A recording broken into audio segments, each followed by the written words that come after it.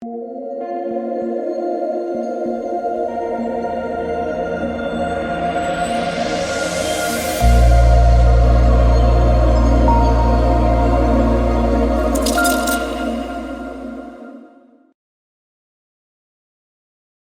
got an 8-game NBA preseason slate, and I am ready for more pain. I'm hoping it's a little bit less stressful than the slate tonight, which we'll recap here in a second. But that was insanely stressful, especially for me. Again, we'll talk about it here in 1 second.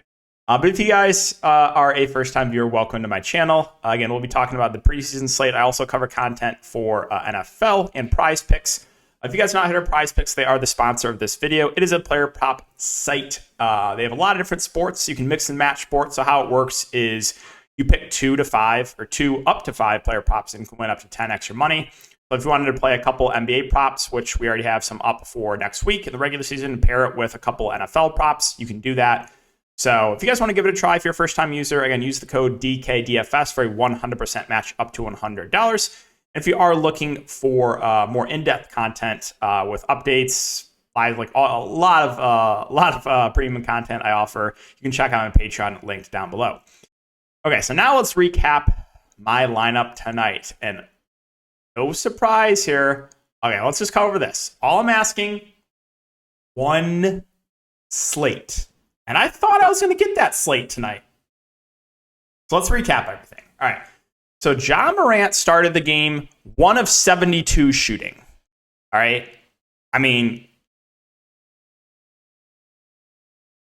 I've never seen anything quite like it. That was an awful start to the game. He still salvaged. Draftkings scoring's a bit messed up right now. They owe Ja Morant points. So he is, I don't know exactly. I think he finished with like mid-30s, maybe 40. But he started the game so incredibly bad. But here's what I was talking about with why this was such a stressful slate. So we get news, I want to say maybe 20 minutes before lock, that Giannis, Drew, and Lopez are out. So I'm thinking, okay, now I like Bobby Portis a lot. Now I like Mumuklishvili and Nwora. Got to make some updates. So I made the updates, right? I'm thinking, okay, it's not super stressful. All right, we're good. Got it in time. And then I literally see like 3, or maybe it was like 4 or 5 minutes before lock, I see a notification, and it's just the long list of everyone out for Milwaukee. And I'm literally, I'm like this. I'm just like, all of a sudden, I'm just like, leave spots open for Milwaukee value. Get Ivy out of your lineup right now. I'm just like, it was literally so stressful because there's a couple minutes to lock. Pistons game's locking. I had Ivy. I'm like, no, get him out. Leave at least a couple spots for Milwaukee value. Crazy stressful slate. My breakdown was I wanted to load up on Milwaukee value. And then some of those Bulls guards, the Bulls value I liked as well. Mentioned Kobe White, Patrick Williams, Io, and Caruso as the plays. And Io, unfortunately, was the one let down, like only playing 20 minutes. Why are we playing Vooch in the second half, man? Which we will get to the late game. Let me tell you that. We will get to that. But why are we playing Vooch? I let people know. It's like, I think there's a chance he plays limited minutes. Like, he's playing with all the young guys. Why are you resting DeRozan and Levine, who are, both younger than Vooch, I think? I know Levine, I'm pretty sure, still. Maybe DeRozan's a little bit older. I don't know. But, like, why? Why? Right? Why? So Vooch comes back in the second half. I'm like, really? But whatever. I wanted to lock into Warren and Mumuklishvili. Those are the first 2 guys. And then we found out, again, that there was only 8 available players. So I was like, you should be loading up in Milwaukee. So my third guy I went to was Bolden, and he absolutely smashed. Also mentioned Beauchamp. It was fine. He played like 40 minutes. I think he finished with 23 or 24 fantasy points. He wasn't great as far as point per minute goes. And then also mentioned Wigginton, who had a bad game off the bench. But normally, like, if you played Wigginton tonight, you got a bit unlucky. He was someone I did like and had a letdown game. The Io game, again, was frustrating. I went to Patrick Williams. I was debating Patrick Williams versus Beauchamp, and people asked me that a lot. That was like a common question. And I said, my answer was Beauchamp's going to play more, but Patrick Williams would be more productive. And I just rolled the dice. I was like, all right, I'm going to play Patrick Williams and hope that he plays fourth quarter minutes. And he actually did. He played a little bit in the fourth quarter, then got subbed out. So I'm going into the late game in really good shape, right? Because low-owned Patrick Williams smashed, low-owned Bolden smashed. Sure, Noor and Muklashvili were popular in this tournament. In the big tournament, though, they were like 40 and 50% owned. And they were absolute must, Noor and Muklashvili. So going into the late game, and I'm debating, I talked about this in Discord. I was like, I'm 50-50 in whether I want to, because I originally had Steph, and Steph got ruled out. Again, so Lillard gets ruled out. Then the whole starting five for Golden State gets ruled out. That tilted me because I would have played Wiseman and probably even Kuminga, or would have considered it over some of these Bulls guys. But we didn't get that news until after this game locked, right? So that was a little bit frustrating. But yeah, so we get that. I'm like, all right, I'm debating play Nurkic or I leave a lot of salary on the table and play Wiseman. I was like, I think Wiseman plays more, but I'm going to go Nurkic. Like I said, I'm probably couldn't get first, but I had a decent chance to get second place in this tournament.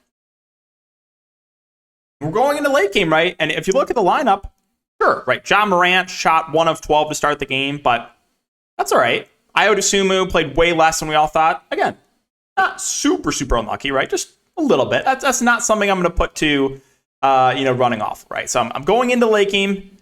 I got my boy Yusuf Nurkic. Finally, at one slate. Finally, I get one slate with no injuries or random foul trouble, right? Finally. One slate without that, right? That's all I need.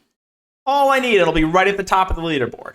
I don't even have to run good, right? Ja Morant and shooting awful and Ayo only playing 20 minutes. Who cares, right? I don't need to run good. I just need to run not awful. All right, finally, right?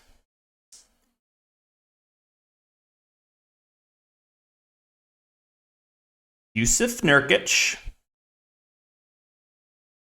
5 fouls in 15 minutes. Gets pulled immediately at the beginning of the third quarter. Done for the day. Let me repeat. 5 fouls in 15 minutes. He averaged 1 foul every 3 minutes. And I just needed him to not be in massive foul trouble to play his normal third quarter shift. And then, like I said, I have a chance at second place, right? I'm at 238. So give Nurkic his full third quarter shift. I'm right, probably in the top 5, chance top 2. I don't think we could have got first. Unless Nurkic went absolutely crazy. But I'm just like, I get one slate. That's all that I ask is one slate. So yeah, Nurkic, he was solid when he's out there. 5 fouls in 15 minutes, loses the whole third quarter. Gets pulled right away. But Nikola Vucevic, playing with all the young guys, you better believe he's playing the whole third quarter. Low-owned Nurkic, not a chance. Not a chance. Not when I need it. Away.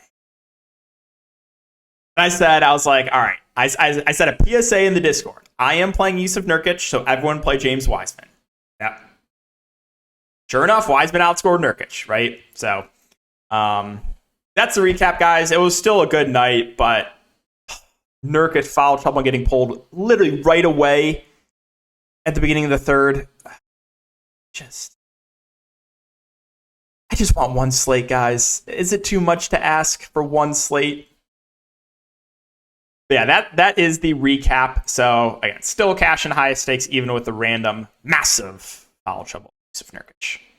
All right, 8-game slate. I'm hoping for a less stressful one, but it's most likely to be very stressful. All right, so Charlotte and Philadelphia. I've talked about this a lot. Charlotte is they might finish last in the East, and I'm not kidding. They are an awful team.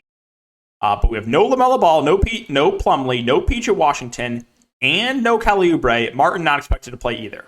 They are very, very thin. Hayward was on kind of a minutes limit. Last game only played 12 minutes, so I don't think I can go there unless we hear that he's playing normal minutes.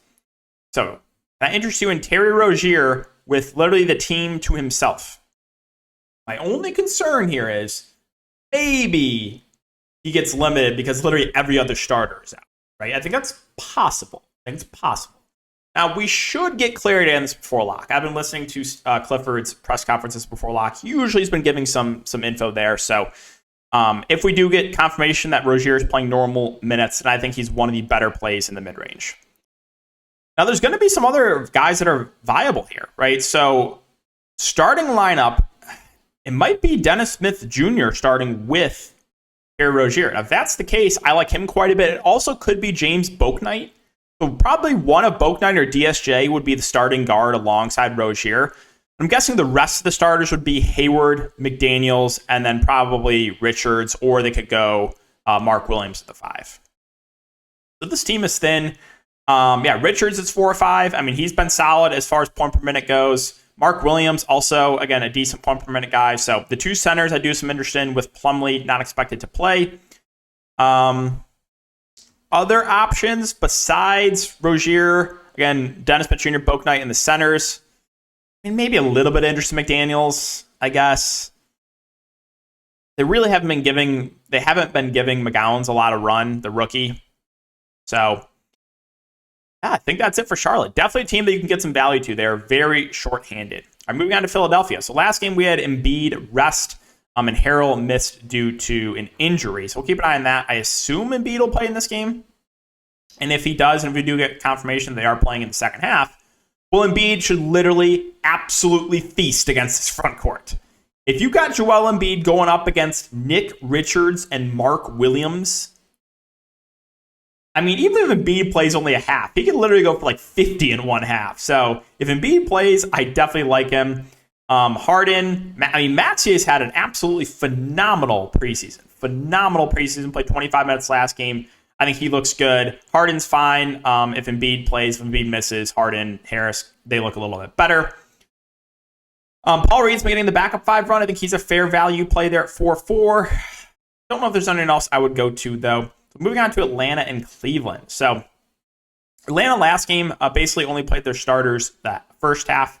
The previous game, though, they played them like almost normal rotation. They played their starters a lot. So we'll keep an eye on news here. That's to be important. But yeah, Trae Young, DeJounte Murray will lead this offense. I mean, Trae Young went for 31 real-life points in only the first half. DeJounte Murray sat out last game, but he is expected back here. So if we do know that the guards are going to play into the second half, I think they're both pretty solid plays.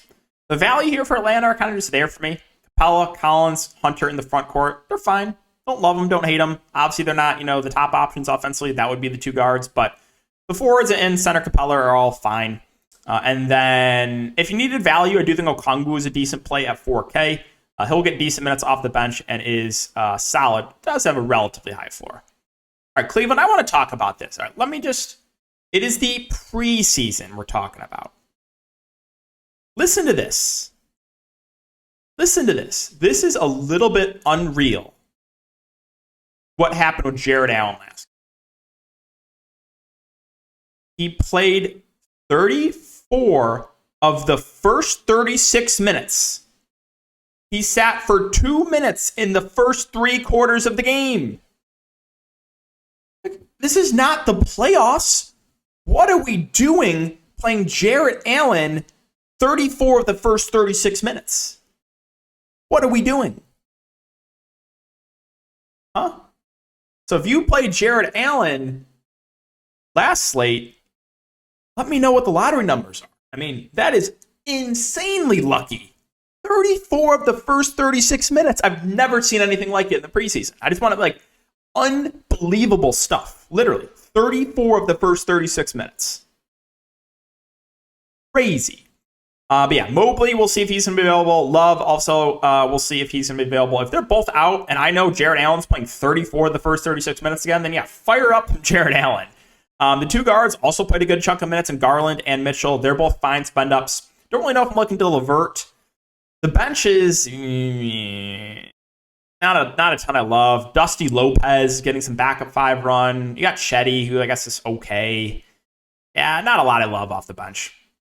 Our New York and the Pacers. So, again, with the Knicks, Tom Thibodeau usually does play the starters pretty consistent minutes. So I feel like you can feel relatively good if you're targeting one of these, main Knicks guys. So Randall, Barrett, and Brunson all look pretty good. I don't know why Brunson is 5.5K and Quickly is like 8K. Now, I like Quickly as a player, but he should not be 7.8 and Brunson 5.5? Like, what? Huh? So, yeah, Brunson, Barrett, Randall, I think are all pretty good spend-ups. Quickly, I mean, at that price, I probably can't do it. He'll be very productive when he's at the court, but I just don't think I can pay 7.8K for Emmanuel Quickly. Toppin also too pricey for me at 7.1. Not sure why he's that pricey coming off the bench. Mitchell Robinson, 5.4. I mean, this guy's just such a frustrating DFS roster. He really is. He's either breaking the slate or he's getting in massive foul trouble for you. And there's literally like no in between. So the ceiling's there with Robinson, but the floor is low.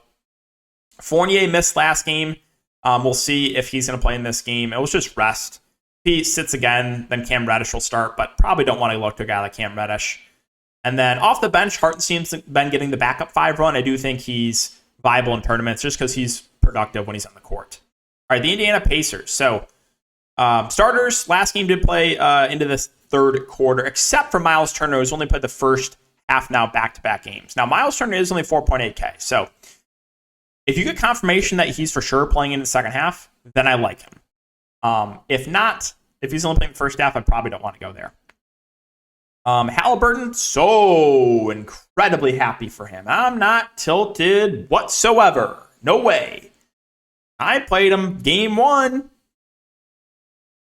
13 fancy points in like 25 minutes. Faded last slate.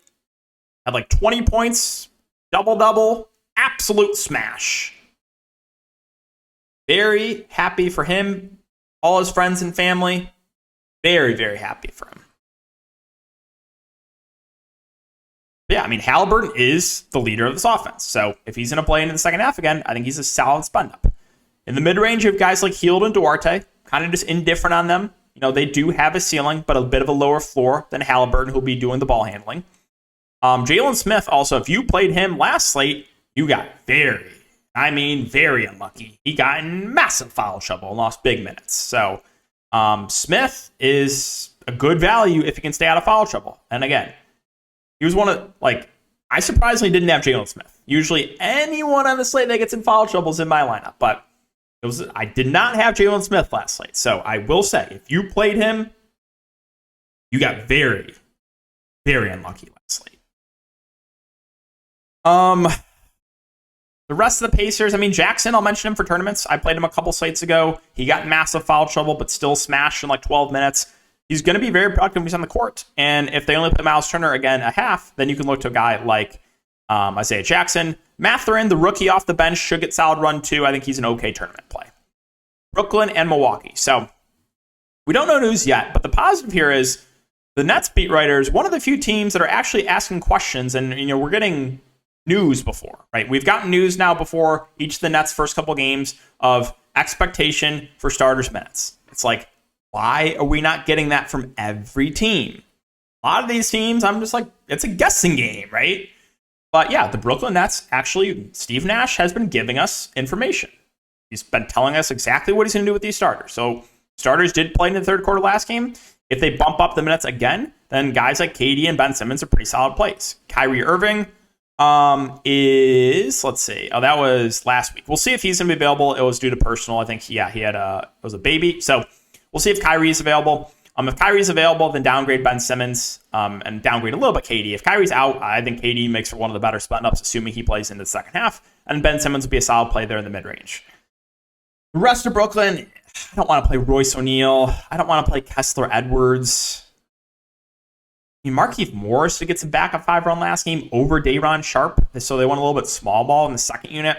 Claxton at 4K, though, does feel too cheap. I'm fine firing up some Nick Claxton here at the flat min price. I think he's a solid value. You can always take a shot in Cam Thomas. He didn't have the best game last game, but he's a guy that will shoot when he's out there. So always someone I'm intrigued by for tournaments because the ceiling is high. And then, I mentioned Markieff Morris actually had the backup 5 run over Day'Ron Sharpe. So unless we get confirmation Day'Ron Sharpe's playing with the backup 5, you can't play him in tournaments if he's only going to get garbage time run.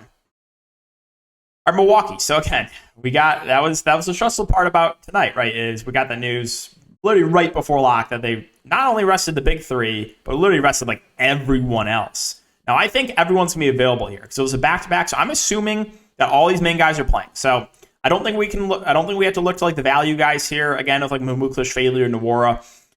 If the starters play into the second half, then Giannis, Drew, Portis would probably be the main guys I'll look to.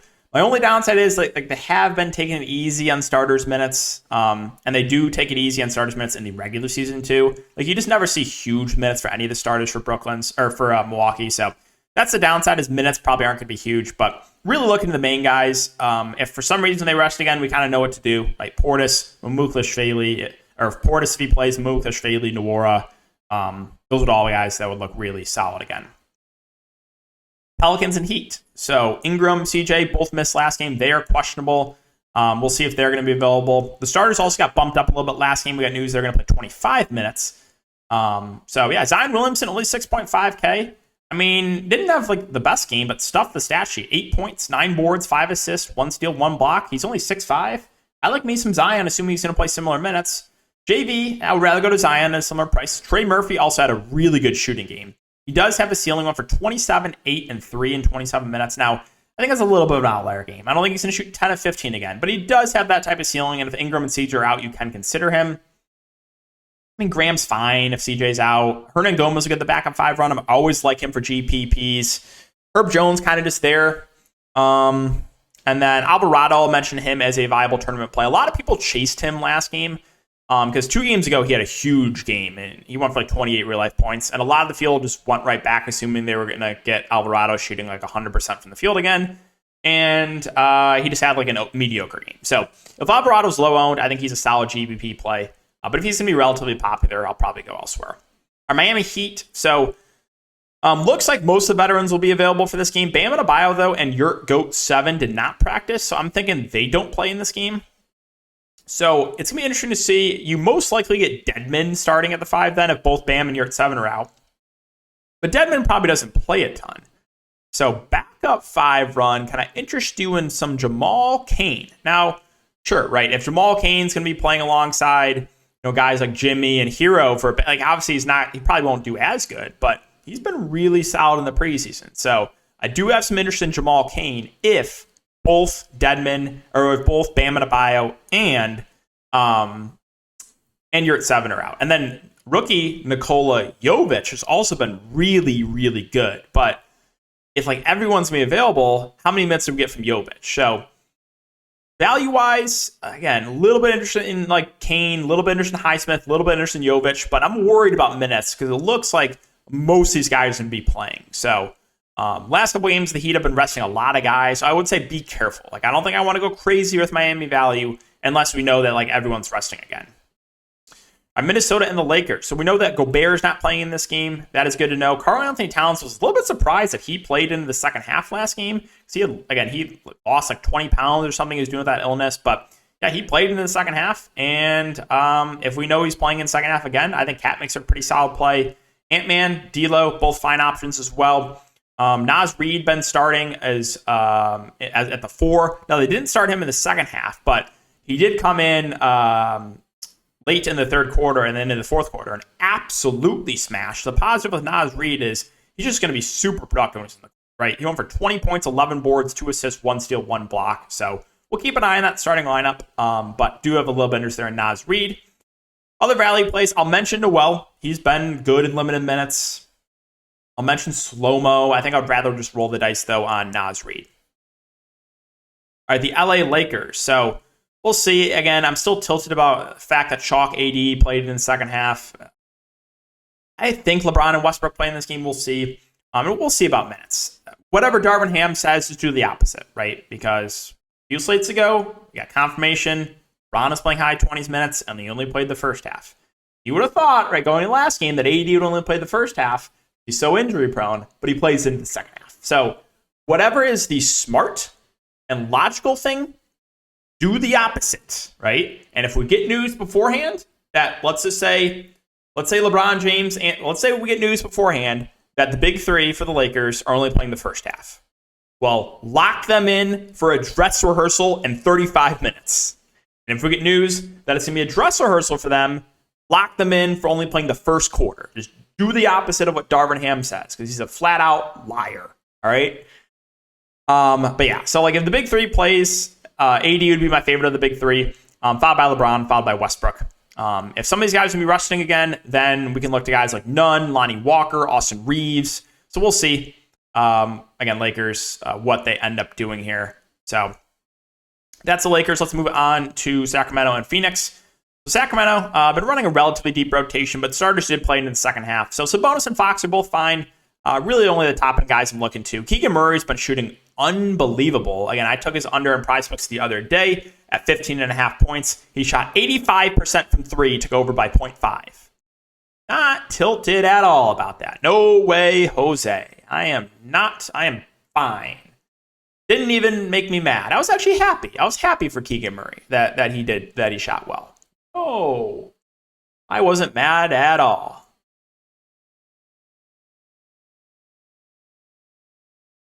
But yeah, he is dealing with an illness, so we'll see. If he plays, I'm fine going to him. If he misses, I mean, they're just running a really deep rotation right now in the preseason, so hard for me to feel good about really anyone else. Can I talk about this?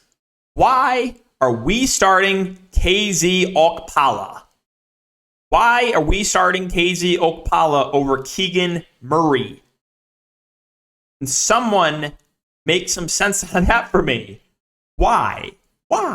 It makes literally no sense. KZ Okpala. KZ Okpala should be in the G League. Why is he starting over Keegan Murray? All right, Phoenix. So starters should play into the third quarter last game. If they're going to get similar run again, then I like the big three of Booker, Paul, Ayton. Booker being the guy at the highest ceiling. He had a bad shooting game last game. Ayton had a double-double against Dusty DeAndre Jordan, and then Chris Paul was fine. So the big three I do like. Bridges is there for me at 4-7. He does have a ceiling, but most of the time he's going to take a backseat offensively. But I think he's viable because Phoenix is pretty shorthanded. No Campaign, no Shamet, no Saric, no Cam Johnson, obviously no Crowder. So the most likely start Torrey Craig, 4K. Yeah, you can play him, but like I said, he's not going to be a top option offensively. A couple guys I'll mention off the bench. Jock Landale been getting the backup 5 run. He's been really solid. Damian Lee and Dwayne Washington also should get decent minutes off the bench. Washington is going to be the backup point guard here, most likely. So viable in a large field tournament. Finally, Denver and the LA Clippers. So the late night hammer here, and we have half the team questionable for Denver. Should be a fun one. So Jokic questionable. Gordon was just rested. Would think he plays. Bones Highland, again, was in my lineup last slate. He got injured. He's questionable. KCP was just rest too. And then Jamal Murray is questionable. So what am I supposed to do with this? Also, Mike Malone, one of the coaches that always trolls too. Just like Darvin Ham did. So, I mean, even if we get confirmation these starters are playing in the second half, I still don't buy it because Mike Malone lies all the time. So we'll see. If all the starters are available, then obviously you can get to Jokic. 11K is a bit expensive, but Jokic would run the show offensively. Jamal Murray, if he plays, is only $4,000. I'm not sure why it's that cheap. Now, if Jamal Murray misses, you can look to Bones Highland, but he's also questionable. So if Jamal Murray and Bones Highland both miss, then most likely it would be Ish Smith starting at 4-3, and he would be a solid value. But also it would depend on what other starters are playing. So it's hard for me to break this down right now. If Jokic doesn't play, you'll get Dusty DeAndre in the starting lineup, and then Zeke Nnaji will get the backup 5 run. If literally all these guys are out again, then fire up some Ish Smith, fire up some MPJ, who would lead the way offensively, fire up some Bruce Brown. You can look to Dusty DeAndre. You can look to Zeke Nnaji, who'll get the backup 5 run. I think you could even make an argument for a guy like Devon Reed, who played solid minutes off the bench last game. So Denver is really the big question mark. And finally, the LA Clippers. I don't know what this team's going to do. They've been kind of limiting the starters. So Kawhi only played the first half, but basically all the other starters played in the second half. So if we're going to get second half minutes for Paul George, I think he's a solid spend up. Kawhi only played the first half. Probably can't go there unless we know for sure he's playing into the second half. Zubac at 6K looks okay. Again, the 2-point guards are viable, but this is just such a deep team that outside of the top guys, there's really not a ton I like. Unless they rest a lot of guys, then we can look to some of the young guys. But at the moment, hard for me to feel good about anyone else besides, a guy like Paul George. Okay, so that is the 8-game slate breakdown. Again, guys, appreciate you guys for watching. If you enjoy, like, subscribe, and hit the notification bell. And I will see you guys all in the next video.